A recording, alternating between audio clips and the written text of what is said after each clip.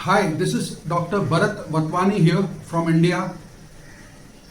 I was the Raymond Magsaysay awardee in 2018 and I have been invited by the Raymond Magsaysay Award Foundation to give a small talk, inspirational they say, to the youth of Philippines.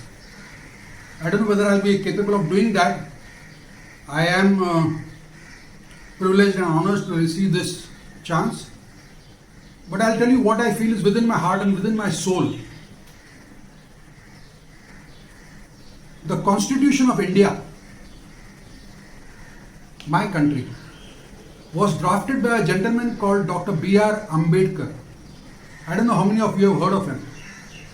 And Dr. B.R. Ambedkar has written a book, The Buddha and His Dhamma, in which he has written some of the most poignant lines that I've ever heard in my life.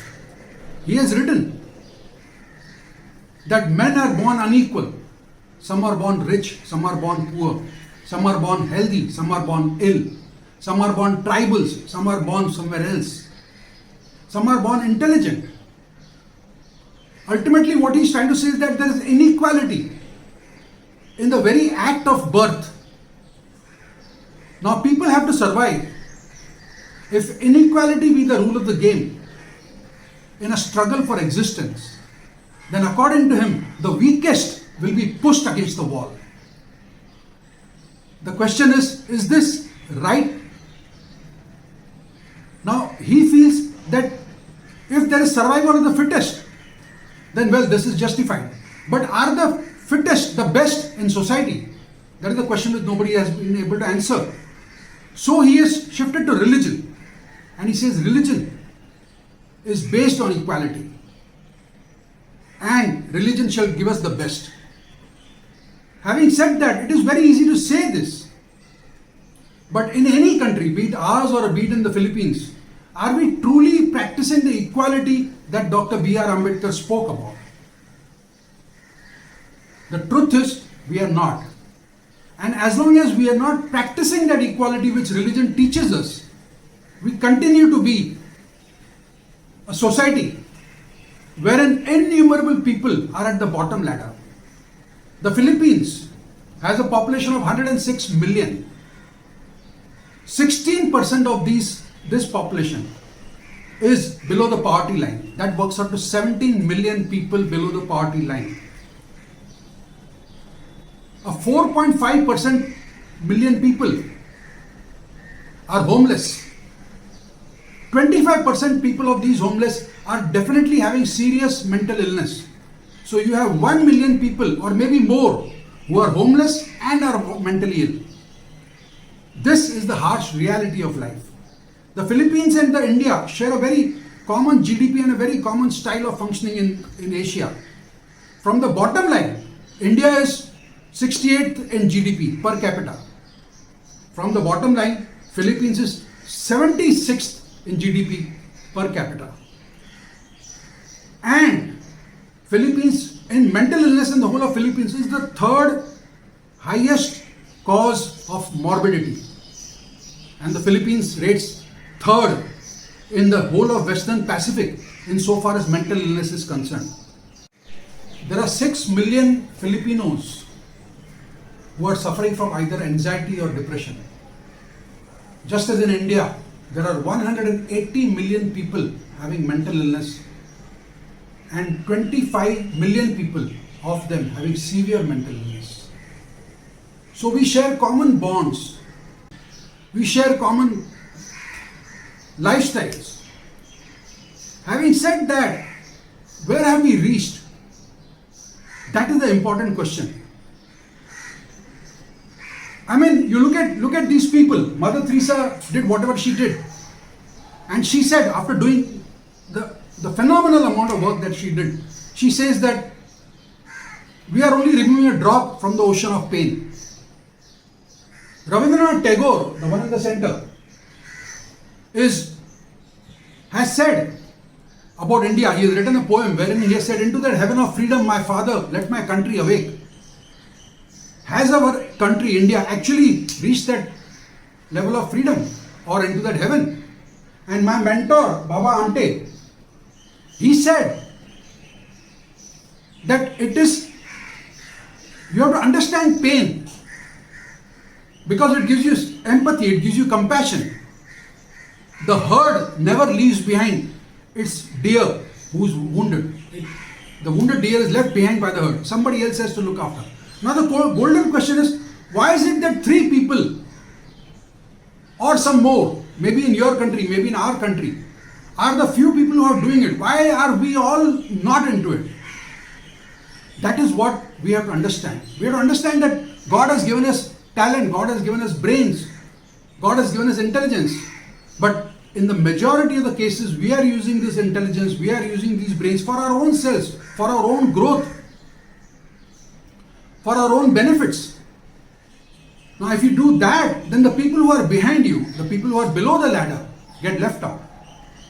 And like in India, 6.2 million people are pushed below the poverty line because of weak health infrastructure and innumerable health expenses, as reported by one Dr. Arun Gadre, who is a friend of mine.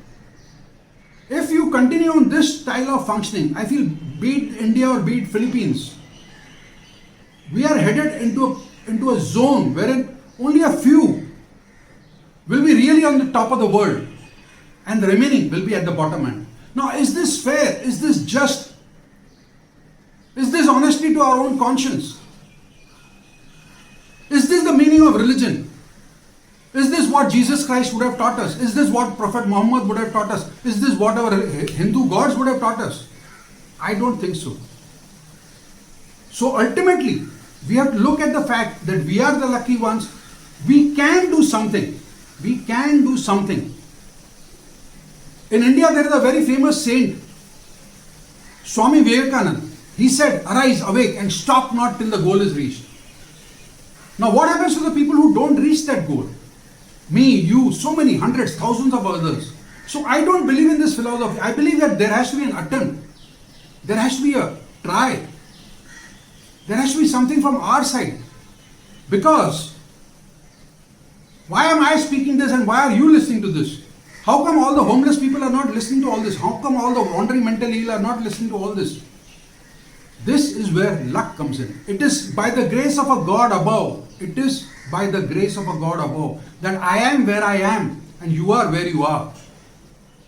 So ultimately, when you see somebody who's down and out, when you see somebody who's below the poverty line, 4.2 million families with 5 per family are below the poverty line in the Philippines. When you see somebody below the poverty line, you have to realize that there, but for the grace of God go I. And that emotion takes you forward.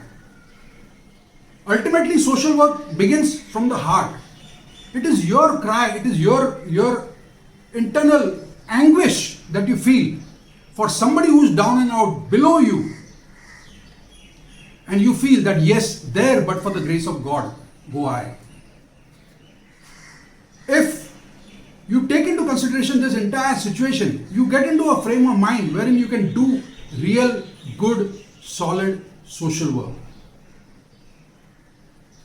Governments may change, people may change, the premiers of our countries may change, political parties may change, but what keeps the world going and what keeps our country going and what keeps your country going are these emotions.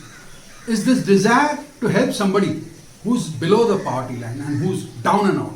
Today, in the times of COVID, all of us are facing major problems. 76 people, 76 health workers had died in the Philippines because of COVID until December 2020. Now you see the identity, see the identical situations. A gentleman called MEA, was a young boy in Philippines who was teaching the people languages because they did not have access to the...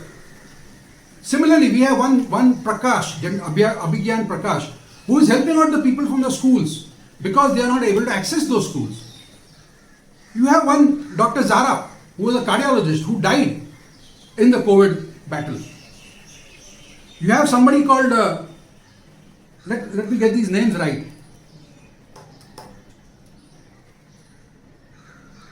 You have somebody called Makasya. The whole the family, the husband and wife are anesthetists. Even then, they jumped into the COVID battle and finally the husband passed away. They had special children, special need children, but even then they went into it.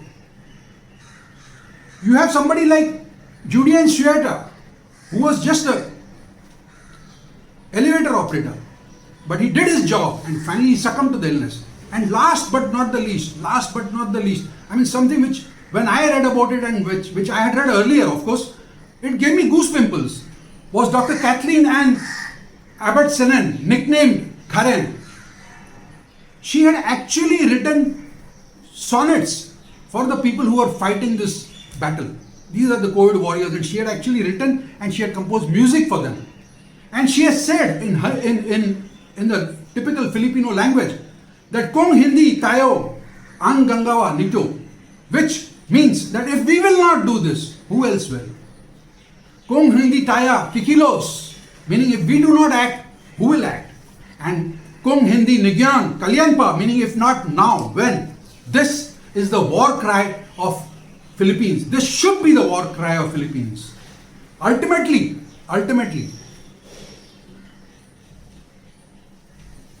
there is something. I mean, it's such a beautiful word which when I had come to the Philippines, I heard it so often. Mabuhay Philippines and Mabuhay real life heroes. This is the war cry which all of us need. You need, I get inspired from you. You perhaps may get inspired from me. This is what will take us forward. At the end, I would like to read out a poem which shows that I am not complete, you are not complete. We are both in that struggle for completeness, but we still have to go on and on and on. Lord, to what end this climb, this ascent into the fog, this descent into the valley, this search unresolved, to what end? Lord, to what end this climb, this ascent into the fog, this descent into the valley, this search unresolved, to what end? Many have walked the path before. Many have walked the path before. Many have waited to have a glimpse of you. Many have perished in the waiting, while I stand here with my hands outstretched, with a cry in my heart for a vision of you, and the thought, to what end, to what end? Thousands have come and gone. Thousands have come and gone. Only the path has stood resolute.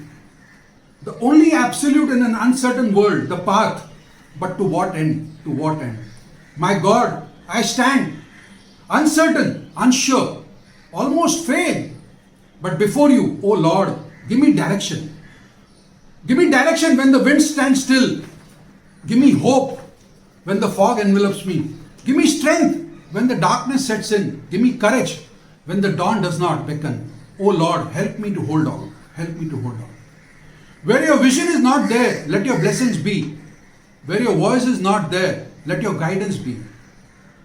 Where your vision is not there, let your blessings be. Where your voice is not there, let your guidance be. Oh Lord, let me not die without you, without your benevolence. Without your benevolence. Let this not end. Let this not end with me thinking, to what end, to what end. The path beckons, the mountains beckon, the horizons beckon, and I move forward again. Lord, be there at the end. Lord, be there at the end. At the end. Thank you.